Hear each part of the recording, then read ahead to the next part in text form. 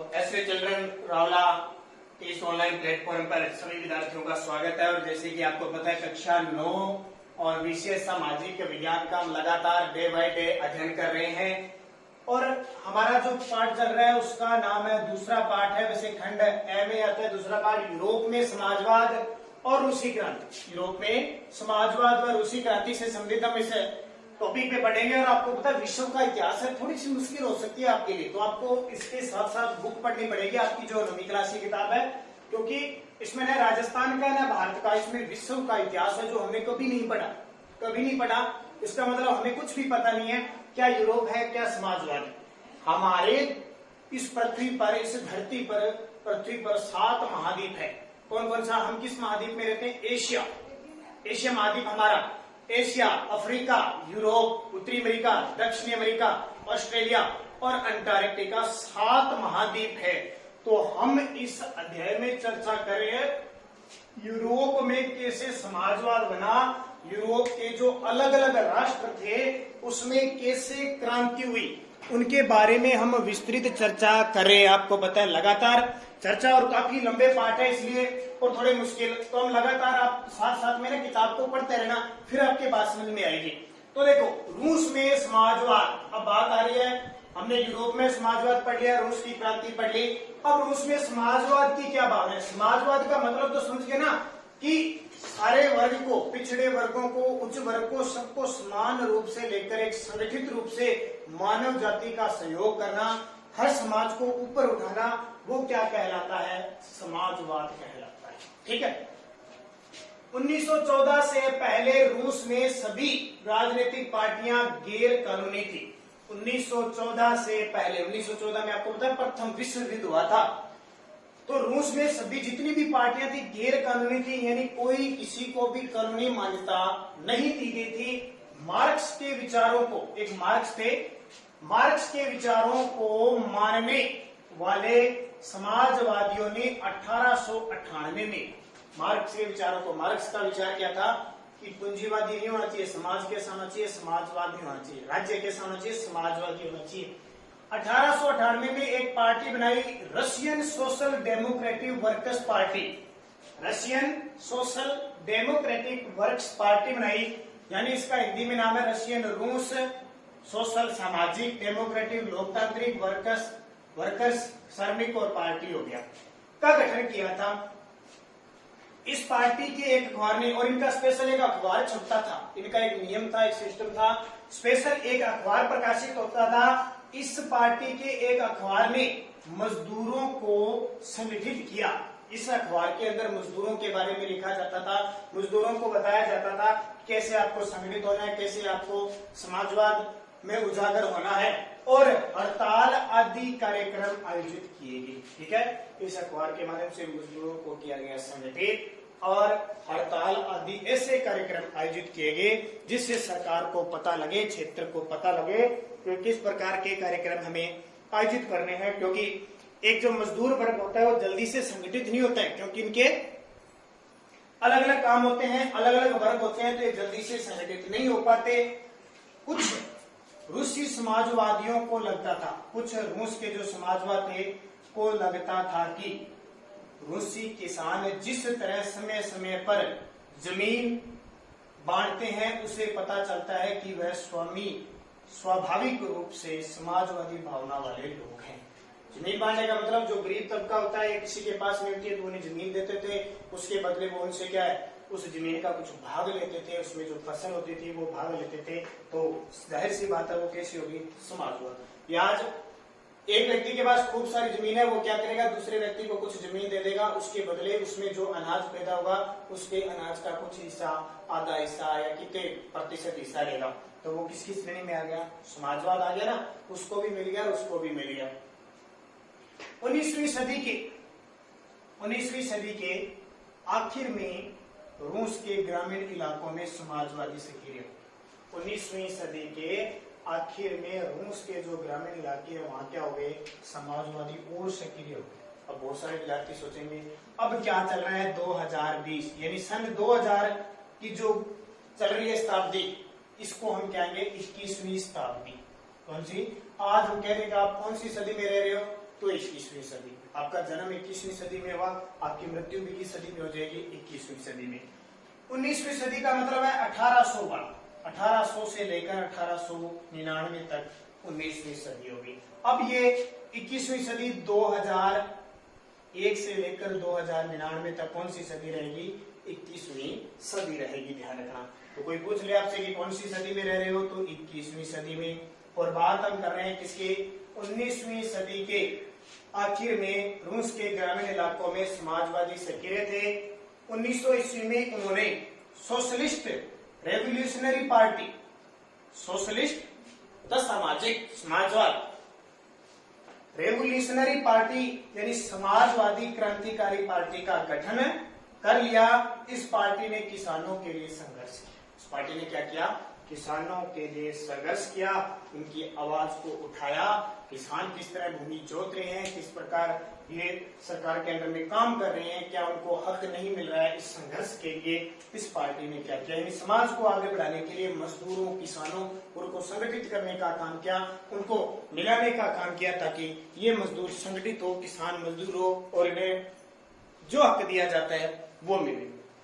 अब क्या हुआ? समाजवादी लोकतांत्रिक खेमा समाजवादी क्रांतिकारियों से सहमत नहीं था। बहुत सारे ऐसे कुछ समाजवादी ऐसे थे और लोकतांत्रिक खेमा था समाजवादी का, वो क्या कहते हैं? समाजवादी क्रांतिकारी से सहमत नहीं थे। क्यों नहीं थे?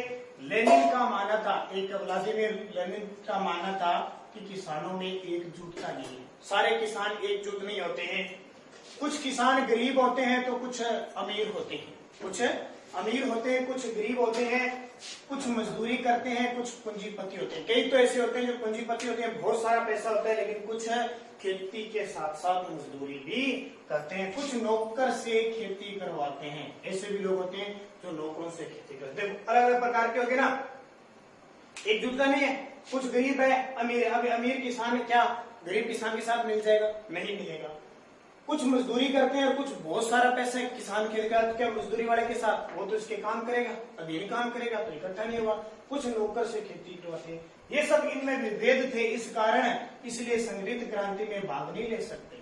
अगर इनकी क्रांति करवा दी ना तो ये सारे इकट्ठे नहीं होंगे, एक दूसरे में विभेद होगा, भेद होगा और ये क्रांति सफल नहीं होगी। तो लेनिन इसके विरुद्ध था।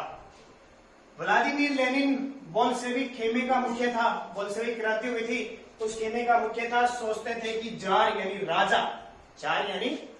राजा शासित रूस जैसे दमनकारी समाज में पार्टी अत्यंत अनुशासित होनी चाहिए।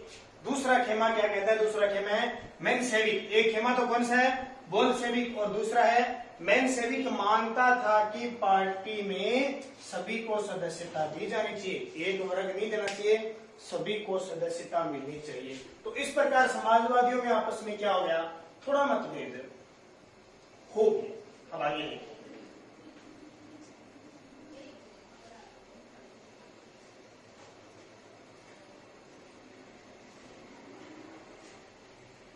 अब मतभेद हो गया तो आगे क्या हुआ कि उथल पुथल का समय आ गया। 1905 की क्रांति। कौन सा समय आ गया? उथल का समय, उथल पुथल का समय 1905 की क्रांति। अब इसमें क्या हुआ? देखो उथल पुथल कैसे हुआ, कैसे क्रांति हुई। तो रूस एक निरंकुश राजशाही था।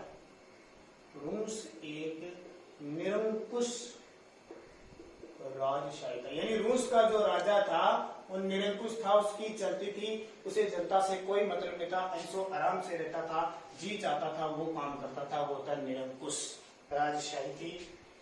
अन्य यूरोपीय शासकों के विपरीत 20वीं सदी की शुरुआत में जार राष्ट्रीय संसद के अधीन था। बाकी जितने भी यूरोपीय राष्ट्र थे, यूरोप के जो राष्ट्र थे ना, वो संसद के अधीन काम करते थे। लेकिन ये जो निरंकुश राजशाही थे रूस के, ये कोई संसद के नीचे काम नहीं करते थे। संसद का मतलब होता है कि सारी जनता के कल्याण के लिए काम किए जाते थे, कानून बनाए जाते थे तो जनता को देखकर। लेकिन ये अपने हिसाब से क्या करता था? काम करता था। इसको खत्म करने के लिए बड़े पैमाने पर मुहिम चलाई गई। इस रूस की इस निरंकुशवादी को खत्म करने के लिए, इसको खत्म करने के लिए बड़े पैमाने पे मुहिम चलाई गई। और 1905 में social Democrat social Democrat plus मिलाते कौन सी, सोशल डेमोक्रेट और समाजवादी क्रांतिकारियों, समाजवादी क्रांतिकारियों ने मिलकर किसको, किसानों मजदूरों की हड़ताल करवाई, उन्हें संगठित किया। किसको, किसान वर्ग है, मजदूर वर्ग है, इनको क्या किया, इकट्ठा किया और इनके कार्यक्रम आयोजित किए काफी समय में। तो क्या हुआ, रूसी साम्राज्य के तहत उन्होंने राष्ट्रवादियों और इस्लाम के आधुनिकरण के समर्थक जदीदियों मुस्लिम बहुल इलाकों का भी समर्थन किया। ठीक है, जदीदियों यानी मुस्लिम बहुल इलाकों का भी समर्थन किया, इलाकों का समर्थन किया। ठीक है, धीरे धीरे काम बढ़ता गया। 1904 का साल तो बहुत बुरा रहा। जो रूसी मजदूर है, रूसी मजदूरों का 1904 का साल बहुत बुरा रहा, बहुत बुरा रहा। अब बुरा कैसे रहा देखो, 1904 का साल है वो बहुत बुरा रहा। अब कैसे रहा,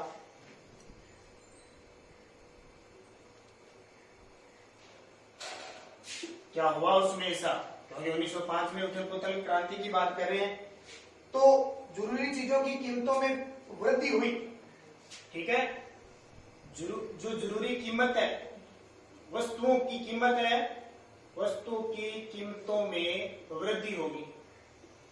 वृद्धि हो जाती है ना, कोई चीज की में वस्तु, हमें खाद्य पदार्थ है जैसे हमें जरूर रोज चाहिए, ठीक है, तो उसमें वृद्धि होगी। तो उसमें से होगी वास्तविक वेतन, जो वेतन होता था, जो कर्मचारियों का वास्तविक वेतन में 20% की गिरावट आ गई।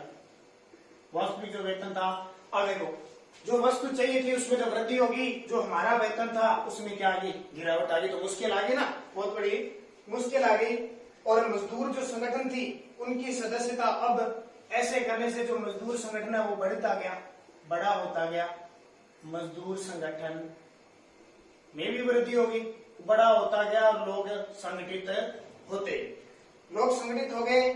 और असेंबली ऑफ रशियन वर्कर्स यानी जो रूसी श्रमिक सभा थी, रूसी श्रमिक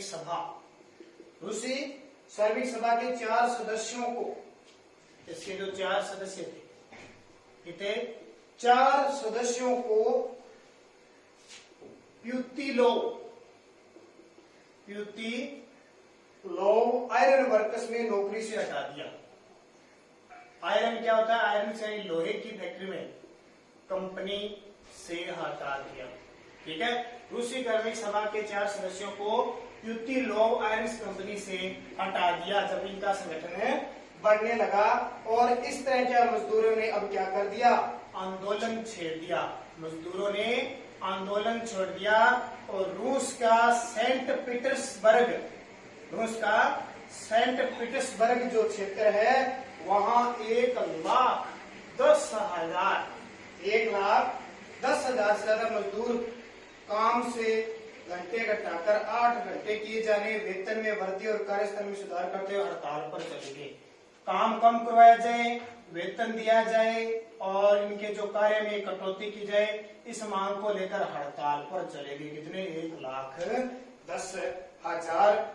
और इसी दौरान जब पादरी के पेन के नेतृत्व में मजदूरों का जुलूस निकला तो वहां क्या हुआ, इस तरह की घटना घटी। तो आगे उथल पुथल और क्या होता है अगले वीडियो में देखेंगे, बड़ा हो जाएगा वीडियो, तो सारी बातें ध्यान रखना। रूस में समाजवादी प्रक्रिया आज हम इसमें पढ़ रहे हैं।